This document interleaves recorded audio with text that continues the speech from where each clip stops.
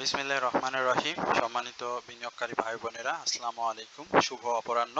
আজ 15ই জুলাই, রোজ মঙ্গলবার। আজকের ইন্ডেক্স পর্যালোচনা এবং আপনাদের অনুরোধের কয়েকটি স্টক নিয়ে সংক্ষিপ্ত পরিসরে আলোচনা করার জন্য হাজির হয়েছি। আশা করি আপনারা সকলেই শারীরিকভাবে সুস্থ আছেন এবং ভালো আছেন। প্রথমবারের মতো যারা আমার চ্যানেলে নতুন আমাকে শুনছেন তাদের সবাইকে বিনীতভাবে অনুরোধ করব অবশ্যই আমার চ্যানেলটি সাবস্ক্রাইব করবেন। একই সঙ্গে আপনাদের যদি কোনো অনুরোধের স্টক থাকে সেটি অবশ্যই কমেন্ট সেকশনে আমাকে লিখে জানাবেন। এছাড়াও যারা প্রতিনিয়ত আমাকে শোনেন তাদের সবাইকে আন্তরিক ধন্যবাদ এবং কৃতজ্ঞতা প্রকাশ করছি, এবং আপনাদের যদি কোনো অনুরোধের স্টক থাকে সেটি অবশ্যই আপনারা কমেন্ট সেকশনে লিখে আমাকে জানাবেন। আমি অবশ্যই আপনাদের অনুরোধের স্টক নিয়ে কথা বলবো। আজকে আমরা মার্কেটের যে সার্বিক চিত্র সেটি যদি আপনাদেরকে একটু সংক্ষিপ্ত পরিসরে জানানোর চেষ্টা করি, সেখানে আপনারা দেখবেন যে মার্কেট দিনের শুরুতে 5061 পয়েন্টে ওপেন হয় এবং সেটি একসময় 5087 পয়েন্টে ডে হাই ক্রিয়েট করে। কিন্তু মার্কেটের আজকের যে ট্রেন্ডটি ছিল সেখানে আমরা দেখেছি মার্কেট পুরোটা সময় আপ ট্রেন্ডেই ছিল। মাঝে মার্কেট যে ডাউন ট্রেন্ডটি করেছিল 5062, সেইখান থেকে মার্কেট কিন্তু আজকে ক্লোজ হয়েছে, অর্থাৎ মার্কেটের আপ ট্রেন্ড যে স্টকগুলো ছিল সেই স্টকগুলো কিন্তু আজকে মার্কেটকে সেভাবে মুভমেন্টে যাওয়ার জন্য সেভাবে কোনো পরিস্থিতি তৈরি করতে পারেনি। একই সঙ্গে মার্কেটের সেল প্রেশারটি ছিল, আপনারা জানেন যে গত দুদিন যে ছোট ছোট কারেকশন ছিল সেই কারেকশন এর কারণে আমরা আজকে মার্কেটের যে মুভমেন্ট সেই মুভমেন্টটা পাইনি। তো মার্কেট আজকে টার্নওভারটি গত দিনের তুলনায় 11 কোটি টাকা কম করলেও মার্কেটে নির্দিষ্ট সংখ্যক বেশ কিছু স্টকের কিন্তু প্রাইস অ্যাকশন হয়েছে। তো সেই স্টকগুলো নিয়েও আমরা আপনাদের সাথে কথা বলেছিলাম, আমরা সেটি অবশ্যই আপনাদের দেখানোর চেষ্টা করব। আর মার্কেট আপ ট্রেন্ড স্টক যেটি দেখতে পাচ্ছেন 163টি এবং ডাউন ট্রেন্ড ছিল 156টি। আনচেঞ্জ স্টকের সংখ্যা কিন্তু গত দিনের তুলনায় আজকে বৃদ্ধি পেয়েছে। আমরা একটু টপ গেনার লিস্টটা যদি আপনাদেরকে একটু দেখানোর চেষ্টা করি, সেখানে অ্যাপেক্স স্পিনিং এই স্টকটি নিয়ে আমি আপনাদের সাথে কথা বলেছিলাম। আপনারা নিশ্চয়ই বিষয়টি জানেন এবং অবশ্যই অকপটের বিষয়টি স্বীকার করবেন অ্যাপেক্স স্পিনিং এর কথা। এছাড়া আমরা মনস্পুলের কথা বলেছিলাম। মনস্পুল আমাদের আমরা যদি এক সপ্তাহের আলোচনাগুলো দেখেন, অ্যাপেক্স স্পিনিং, মনস্পুল এবং গতকালকে যদি আপনারা অ্যাপেক্স ট্যানারির আলোচনাটা দেখেন, তাহলে এইখানে অ্যাপেক্স ট্যানারিটা আমরা গতকালকে আলোচনা করেছি, সেটিও কিন্তু চমৎকারভাবে আজকে প্রাইস অ্যাকশন করে হল্টেড হয়েছে। আমরা তমুজউদ্দিন কথা বলেছিলাম, সোনালী লাইফে আমরা কথা বলিনি, যেটি বলিনি সেটা বলা যাবে না।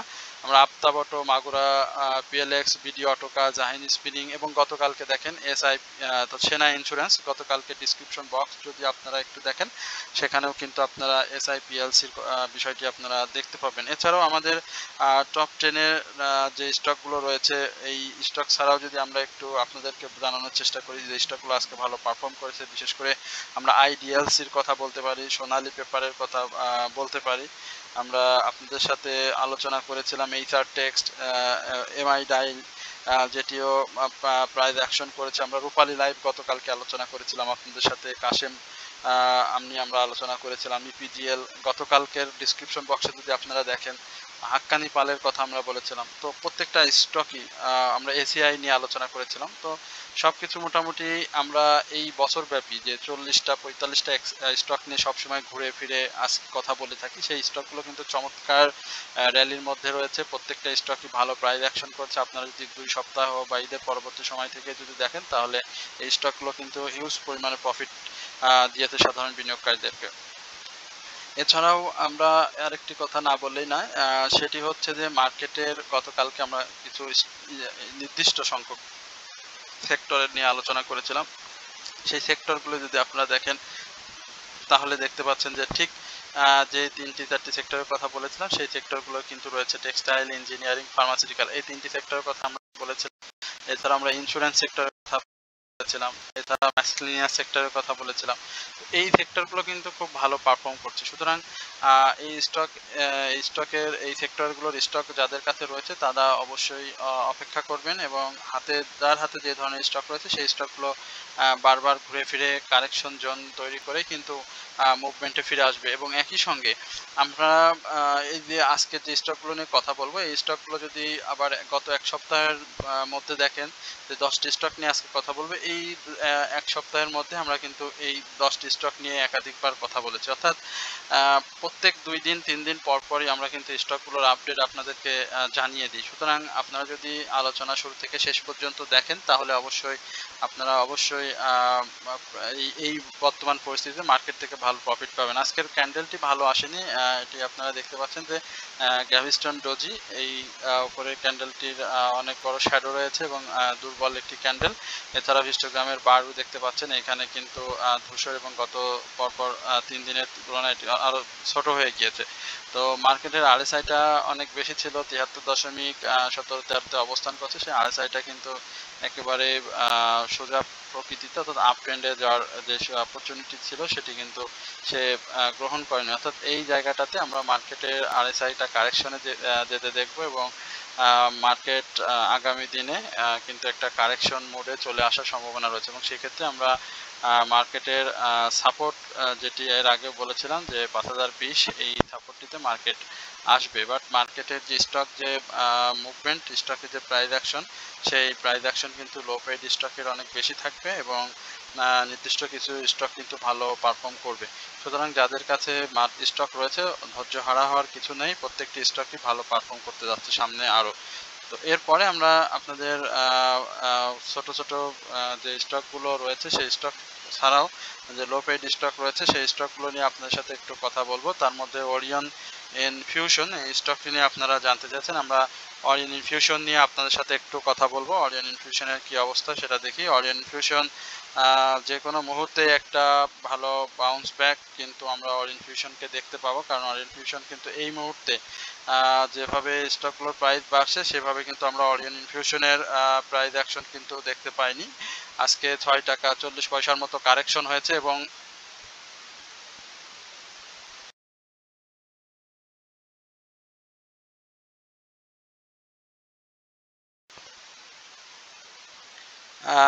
এখন যেটি আমরা দেখতে পাচ্ছি, অরিয়ন ফিউশন ছোট ছোট মুভমেন্ট দিয়ে 306 টাকা থেকে 343 টাকার যে মার্ক মার্ক মানে প্রাইস অ্যাকশনটি করেছিল সেটি একটা কারেকশন জোনে তৈরি চেষ্টা করছে। বাট এই জায়গায় স্টকটি কিন্তু ভালো ভলিউমটা রয়েছে, যে ধরনের ভলিউমটা প্রাইস অ্যাকশনের শুরু থেকেই করে আসে, অর্থাৎ 306 থেকে অদ্যাবধি পর্যন্ত যে ভলিউমটা সে করে আসে সেটি কিন্তু প্রাইস অ্যাকশনের সঙ্গেই সমন্বয় করেই সে করে এসেছে। এর আগেও আমরা বলেছিলাম যে 344-45-এর এই জায়গাটা স্টকটির জন্য খুব গুরুত্বপূর্ণ এবং সেটিও কিন্তু সে বারবার বাধাপ্রাপ্ত হচ্ছে এবং এই বাধাটা সে সাকসেসফুলি কিন্তু এবার ব্রেকআউট করার সম্ভাবনা তৈরি করেছে এবং এটা ব্রেকআউট করলে 360 টাকা এই জায়গাতে কিন্তু আমরা অরিয়ন ফিউশনকে দেখতে পাবো। এরপরে আমরা নাভানা ফার্মা এই স্টকটি নিয়ে কথা বলেছিলাম, আবারও কথা বলি। নাভানা ফার্মার যে কথা সেটি এখন পর্যন্ত বলবৎ রয়েছে। এখানে ডাউন ট্রেন্ডের যে জায়গাটি তৈরি করেছে নাভানা, সেখানে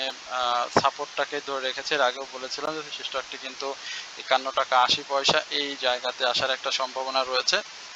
তো আজকে যদিও 52 টাকা 50 পয়সা অবস্থান করছে, ফার্মাসিউটিক্যাল সেক্টরে কিন্তু মুভমেন্ট রয়েছে। হিস্টোগ্রামের বার এখানে ধূসর, অরেঞ্জ এবং ব্লু রেখার প্রায় মুখোমুখি অবস্থান করছে। সুতরাং 51 টাকা 80 পয়সা এই জোনে যারা এন্ট্রি নেবেন তাদের জন্য প্রফিট টেক করাটা সহজ হয়ে যাবে। আর যারা একটু বেশি দামে বাই করেছেন তাদেরকে আমি বলবো যে একটু ধৈর্য ধরতে হবে। স্টকটি পূর্বের ন্যায়, অর্থাৎ এই 53 টাকার উপরে একটা যদি ক্লোজ করতে পারে তাহলে আমরা 57 টাকা বা 56 টাকা 50 পয়সা এই জায়গায় স্টকটি আবার দেখবো এবং এখান থেকে স্টকটি যখন র্যালি করবে তখন কিন্তু 61-62তে অবস্থান করবে। এরপর আমরা ক্রিস্টাল ইন্স্যুরেন্স নিয়ে একটু কথা বলি।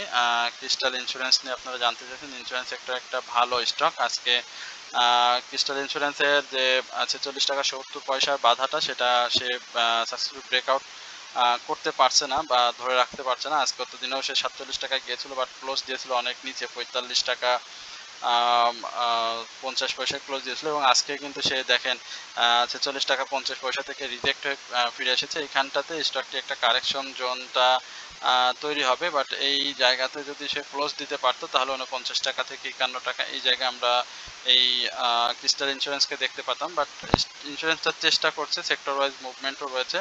আগামী দিনে যদি সে এই কারেকশন চলে আসে তাহলে আমি মনে করি যে স্টকটি আবারও 43 টাকা থেকে 45 টাকা 50 পয়সা এই জায়গাগুলোতে একটা সার্কেল তৈরি করবে এবং এখান থেকে ব্রেকআউট না করা পর্যন্ত স্টকটি সেভাবে প্রাইস অ্যাকশনটি হবে না এবং যদি সে 43 টাকা ক্রস করতে না পারে তাহলে 45 টাকা 50 পয়সার উপরে এবং 47 টাকার উপরে ক্লোজ দিতে না পারে তাহলে আমি মনে করি যে এখান থেকে প্রফিট টেক করে যে 1-2 টাকা প্রফিট থাকলে টেক করে আবার সাইডে বসে থাকা স্টকটি আপনাদের জন্য ভালো হবে।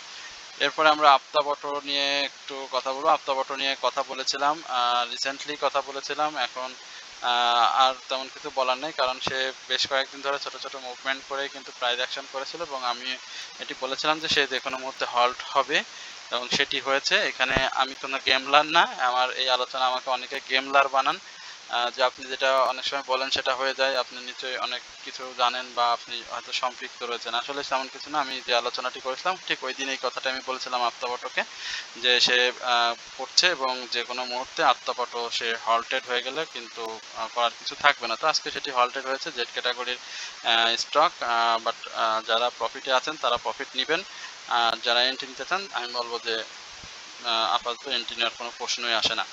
এরপর আমরা লাফার্স বাংলা হোলসিম এই স্টকটি নিয়ে আপনাদের সাথে একটু কথা বলি। লাফার্সের কি অবস্থা? লাফার্স খুব চমৎকার ভালো ফান্ডামেন্টাল একটি স্টক, মার্কেটকে অনেক ভালো লিড দিতে পারে, স্টক সংখ্যা অনেক বেশি, বাট এই মুহূর্তে সিমেন্ট সেক্টরের মুভমেন্ট বা যেটি বলি না কেন খুব বেশি একটা নাই, বাট সে চেষ্টা করেছে কয়েকদিন ধরে ডাউন ট্রেন্ডে এসে আপ ট্রেন্ডে যাওয়ার এবং সেই আপ ট্রেন্ডটা 1-2 টাকা আমরা দেখেছি 46 টাকা থেকে 48 টাকা 80 পয়সা এই জায়গাতে ছিল এবং গত দিনে আমরা এই স্টকটি হাইয়ের উপরে যখন ক্লোজ করেনি তখন আমরা এটাকে ধরে নিয়েছিলাম যে আজকে সে ডাউন ট্রেন্ডে থাকবে এবং সেটি করেছে। তবে স্টকটির ভলিউমটা খুব জরুরি গেইন করতে হবে, যদি ভলিউমটা গেইন করতে না পারে এবং এই যে জায়গাটা এই জায়গাটা অর্থাৎ 49 টাকা 50 পয়সার উপরে ক্লোজ করতে না পারে ততদিনে আমরা কিন্তু স্টকটি থেকে সেভাবে আশাব্যঞ্জক